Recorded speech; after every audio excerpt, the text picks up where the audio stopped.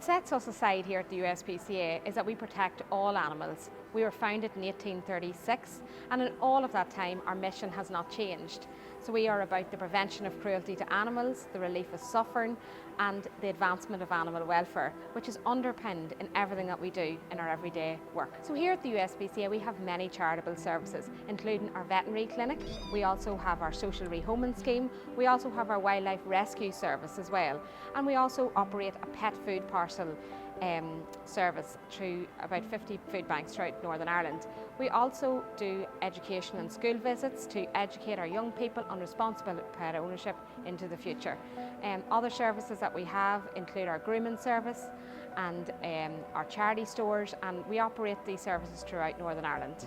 So we get many animals in here at the USPCA. We get a lot of kittens, especially in the summer season. We're through for different reasons, sort of abandonment, if they're injured or any illnesses or anything. When they come in abandoned to us, they're generally very small or too small to be able to feed themselves.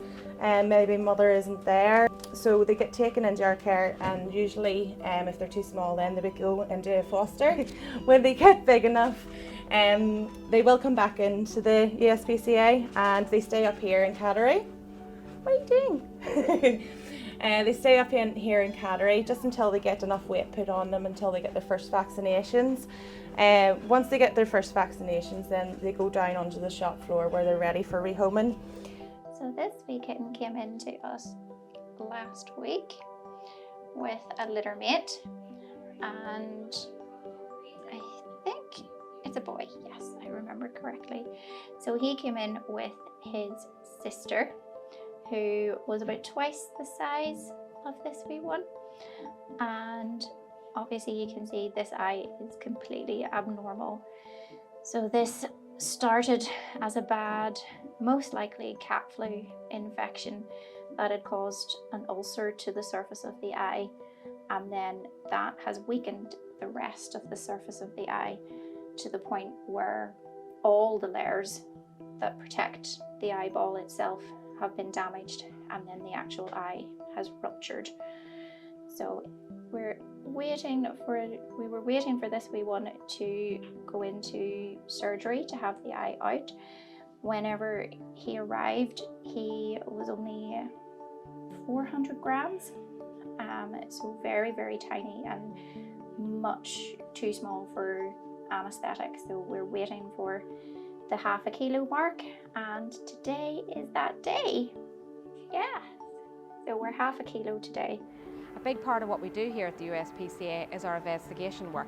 So we have a special investigations unit that goes out to investigate organised animal cruelty, such things as puppy farming, badger baiting, and all of them terrible acts of cruelty on our animals here in Northern Ireland. We also work with our assembly, campaigning for the advancement of animal welfare, better legislation for our animals for the future.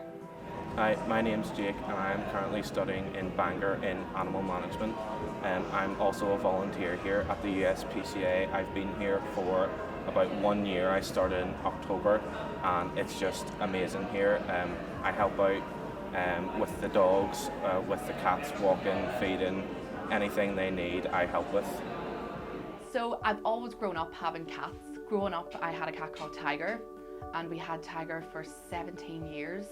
And unfortunately Tiger passed away about 4 years ago, 3 or 4 years ago, and the house was far too quiet. We couldn't have the house without having some four paws nosing about, and I just was always on the USPCA page, just always donating what I could and thinking, oh, it would be lovely to have a cat again and have something to cuddle when you come home from work. And I saw a picture of Loki, who is my bigger cat. So Loki was this tiny little black and white, scruffy looking furball. Like, he was just really, you know, he just looked like he needed someone to just cuddle him and look after him. And I thought, right, I need to go and meet this cat. So I went down, and I was brought up here actually to the cattery to see all the kittens, and as soon as I walked in, it's like he eyeballed me. It's like it was just meant to be, and I was like, this is the one I saw on your Instagram. And so I got to have a cuddle with him, and he like nuzzled into my neck, and he had this big fat belly even though he was tiny, and I thought, you know what, he's picked me. So that was it. Loki came home with us, and Loki was just this ball of energy that just wouldn't quit. And of course, Mom and Dad, no more cats, no more animals. But as soon as they met him, he was such a character with a personality that was just, you couldn't not love him instantly. And of course my dad, who was never a cat person, just fell in love with this little cat that thought he was a dog, basically. He would play fetch, he would help Dad in the garden, he'd pick up sticks for him. He literally was like a little dog. And that was about a year went past, and I was sitting again, just looking as I always was, and I came across like a little picture of Kitty, and she'd been here a while because she was the wobbly cat. So didn't really have many people wanting to really, you know, get themselves into that. What other problems would there be if you've got a cat that's wobbly? Would there be any other issues? Was it going to be expensive? All those things that go through your head when you're any little animal with a disability, you know, what more is going to happen with this little cat as they get older. But I thought, you know what, she's just gorgeous. And the weeks went on, the months went on, and she was still there, and they were asking and appealing, does anybody have a home that would suit this little wobbly cat? And I remember being on my holidays in Derry, and I thought, you know what, she's still here. She's still here on Monday when I get home. I'm going to see her. And I sent a message on Facebook, and I was like, please tell me that she was called Kit at the time. I was like, is Kit still there? Like, of course. So I came down to see her, and the minute I laid eyes on her, she was just the funniest little bundle. She was so tiny, and I got to see her walking and moving, which I didn't see before really on Instagram or anything. So getting to see her move, and there was that initial, oh God, you know, can I look after her? Would I have the right kind of like resources to look after her? What does she need? And then getting chatting with everybody at the USPCA, really it was just attention and time, that there's someone there with her. So, you know, 10 minutes, that was it. I was sold, and Kitty was coming home with me. She was now Kitty, because she had a nice little swagger. And we took her home, and I lived in an apartment at the time. And she just instantly, from the day she got in, nervous at first, within 2 days she was running. She could hardly walk, and she was running. Now, the thing about wobbly cat is that they slip and they slide, and I have wooden floors and tiles, which were probably the hardest thing for her to get around, but she was brilliant. She was loving it. She was running up and down. She discovered she could run. She discovered she could pick things up in her mouth. And as time went on, I was, you know, kind of showing her progress on my Facebook and my Instagram, and so many people were saying this is like so funny and so interesting to watch her getting bigger and doing all these things that I thought she would never do, because, you know, wee wobbly cat, will she be able to climb? Will she be able to jump? Will she be able to do anything? And as time went by, we thought we'd get our own Instagram page and linked it up with the USPCA. So we're all sharing everything, and everybody was just talking about this little wobbly cat.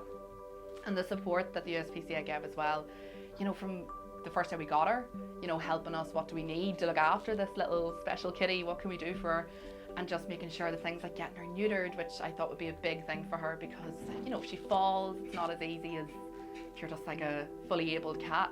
But she was no problem at all. She came down, she was neutered, she was home, and she was jumping and leaping. There's actually a video of her like leaping over a box the day she came home, and we thought, oh no, we've got our hands full.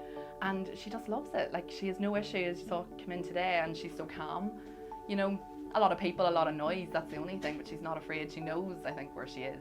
She spends so much time here, and it was just the best thing that I ever did, was getting Loki and Kitty, and the two of them together is hysterical. He's this big brute of a boy, big boy cat, thinks he's a dog, and then you've got this little tiny wobbly cat, and you think, oh no, keep him away from her. She's so much more feisty. She goes for him, and she gets him, and she beats him in nearly every fight, and she has learned from him as well. So whatever he does, she's going to try to do, whether she does it or not. She'll give it a go. Like, she's climbing stairs, she gets up on the bed, she jumps, she'll just jump and hopes for the best. Whether she lands or not, we don't know. On all fours. But the two of them just love each other, and, you know, both coming from the same place, it's just a nice feeling that they've both, you know, had a hard start to life. I know Loki even was like bottle fed for a long time. He was found abandoned, and knowing that Kitty kind of never knew whether she was going to be adopted or not, what would have happened if we hadn't have taken her, was, it's the main thing. I was like, oh God, what would have happened if I hadn't have gone down and met her that day? And how long would she have been here, and what was her future if someone hadn't have taken her?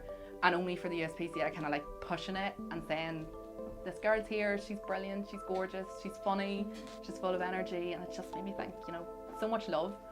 And I just love the fact that they have grown up together. The two of them have this life in my parents' garden that is all fenced off, so they're safe. Kitty's safe, she can't get out, she can't escape.